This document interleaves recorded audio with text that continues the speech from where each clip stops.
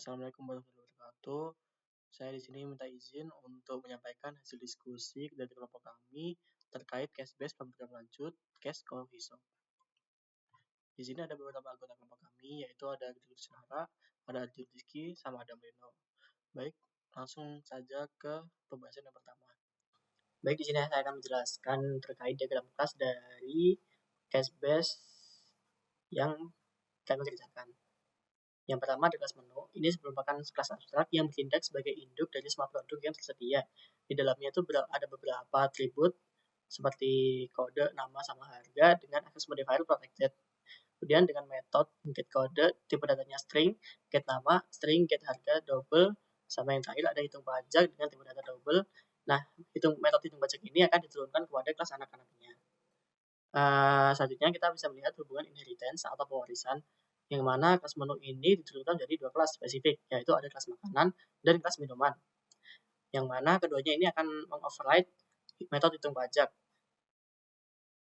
Di kelas minuman sama makan ini akan memiliki logika perhitungan pajak sendiri sesuai dengan kategori produknya. Masuk ke dalam sistem transaksinya, kami menerapkan konsep interface pada metode bayar. Ini memungkinkan sistem kami akan menjadi lebih fleksibel. Nah, saat ini ada beberapa kelas yaitu tunai, kris, sama emoni yang menerapkan sistem implementasi dari metode bayar. Yang mana nanti masing-masing akan mendefinisikan secara mandiri berapa besaran diskon dan berapa biaya admin yang dikenakan kepada pelanggan. Konsep interface juga kami terapkan pada kelas kurs. Melalui kelas ini, kami dapat melayani konversi mata uang dari rupiah ke berbagai pilihan seperti dolar, yen, ringgit, hingga euro secara dinamis melalui metode convert. Kemudian untuk memproses pesanan, ada kelas order, yang mana terdapat relasi asosiasi antara order dan menu, yang artinya satu objek order dapat menampung banyak item menu yang tersimpan dari sebuah list. Kelas ini bertanggung jawab penuh dalam manajemen keranjang belanja, mulai dari menambah, menghitung akumulasi total harga, dan total pajak dari seluruh item yang dipilih. Kemudian, untuk bagian outputnya, kami memiliki kelas nota.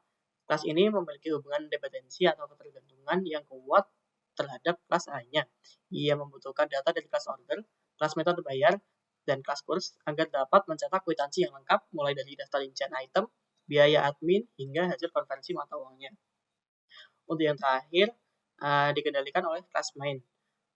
Ini sebagai otak dari program. Kelas ini bertugas menginisialisasi database menu, mengelola input dari pengguna melalui scanner, dan menghubungkan satu kelas dengan kelas lainnya sehingga transaksi dinyatakan selesai.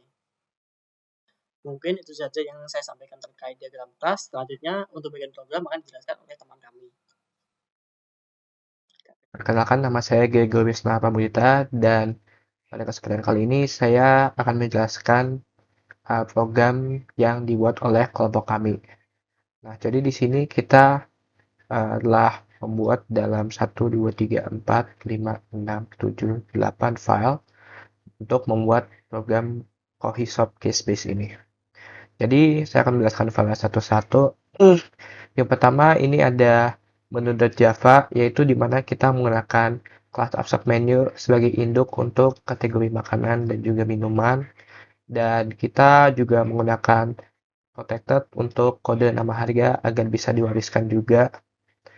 Dan lanjut ke makanan dan minuman.java, di mana kita mengatur makanan dan minuman, terutama untuk pajaknya ini ya, karena peraturan untuk pajaknya berbeda untuk makanan dan minuman, dan kita juga harus mendefinisikan metodenya lagi di kedua file ini.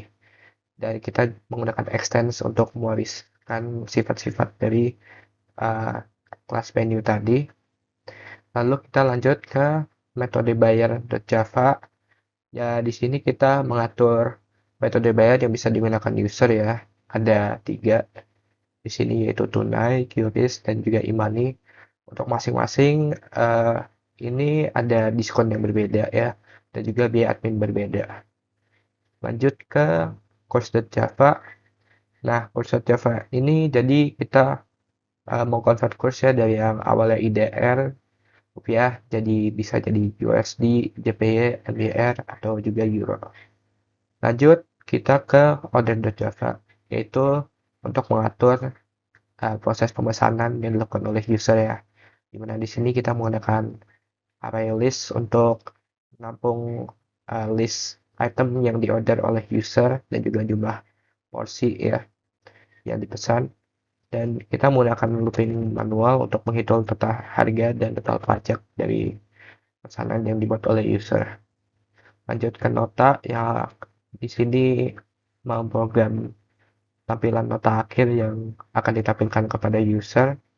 Jadi di sini kita khususnya menggunakan instance of ya untuk memisahkan antara makanan dan juga minuman. Jadi tampil terpisah di notanya nanti. Dan kita juga menampilkan beberapa detail di subtotal, total pajak, diskon biaya admin, dan juga total akhir dalam IDR, dan nanti juga di-convert ke kurs lain sesuai pilihan dari user. Dan yang terakhir ke main.java, yaitu adalah file utama yang nanti akan di-run oleh user ya, yang akan di-run. Jadi pertama ini menampilkan welcome screen yang akan dilihat oleh user saat pertama kali, lalu juga mengurus input yang dimasukkan oleh user untuk memesan. Di sini juga mengurus sesuai ketentuannya, ada maksimal boleh 5 jenis minuman makanan dan juga maksimal porsi minuman makanan juga. Dan di sini juga menampilkan menu dalam bentuk array list. Nah, kita bisa lihat di sini. Jadi ini adalah interface utama yang akan interaksi dengan user. Terus juga di setiap step ada juga CC ya. CC ini jadi untuk cancel jika user itu adalah memutuskan untuk uh, meng-cancel order, dan bisa dilakukan lalu langsung akan meng-close program ini. Sekian dari saya, terima kasih. Baik, jadi di sini saya akan menjelaskan tentang output dari program Cashbase yang kita buat.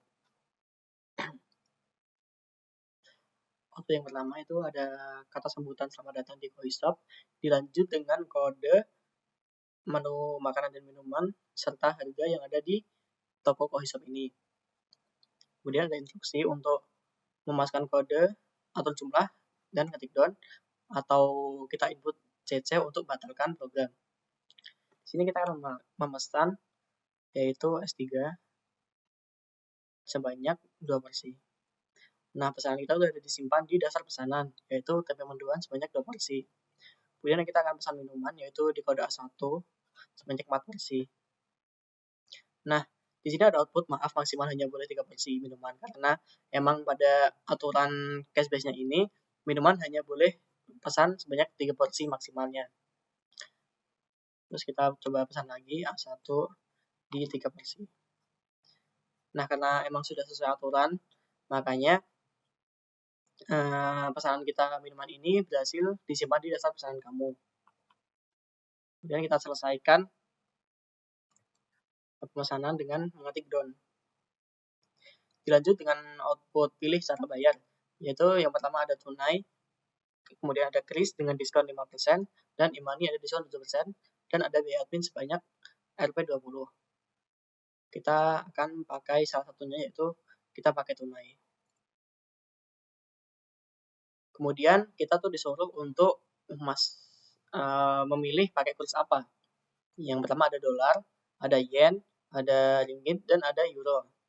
Kita coba pakai dolar aja. Nah, kemudian output akhirnya itu ada nota kita, yaitu kita pesan makanan tadi ada tempe mendoan sebanyak 2 porsi dengan harga 36 dan pajak jadinya 3,96. Kemudian minumannya cafe latte sebanyak 3 porsi, harganya 138 karena nggak kena pajak. Untuk subtotal tanpa pajaknya itu ada di 174 IDR. Kemudian total pajaknya di IDR itu ada 3,96 dan diskon pembayaran sama biaya adminnya itu 0. Jadi untuk total akhirnya itu jika di total dalam IDR itu ada 177,96. Kemudian total akhir dalam dolarnya itu ada 11,86. Kemudian ditutup dengan ucapan terima kasih dan silakan datang kembali. Nah, mungkin itu saja penjelasan terkait Cashbase dari kelompok kami. Bila ada kurang lebihnya mohon maaf. Sekian, wassalamualaikum warahmatullahi wabarakatuh.